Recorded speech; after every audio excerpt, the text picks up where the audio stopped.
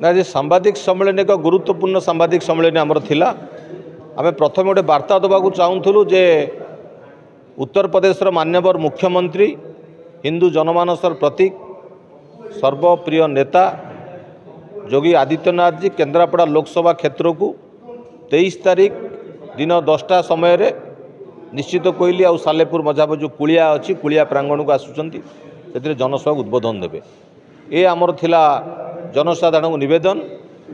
जे समस्ते बहु संख्यार आसी निर्वाचन सभा जोग दिंतु एवं जोगीजींकर जो ओजस्विनी वक्तृता ओजस्विनी भाषण एवं जोगीजींकर जो उत्तर प्रदेश जो अशांति राज्य थिला तांको जो शांतिप्रिय राज्य किभଳି भाव परिणत करिसेंती किभଳି भाव प्रगति रे आगे नौचंती ता आसी तांकर सम्मुखर शुणंतु तेणु आमर ये निवेदन रही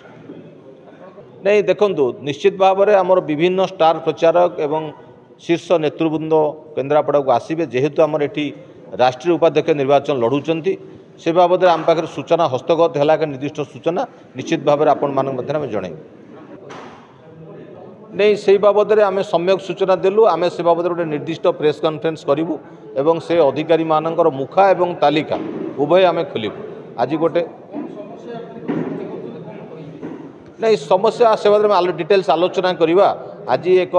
गुरुत्वपूर्ण सूचना आम जोगीजींकर गस्त बाबद दौचु आम जेहेतु लगातार भाव में अभियोग कर से सम्यक सूचना आमर दिगला तेणु ए बाबद आम एक विस्तृत सांबादिक सम्मेलन करी आम जहाँ जहाँ जहाँ जहाँ जो त्रुटि विच्युति होती कम्प्लेन होती खूब शीघ्र जनइबू आपको।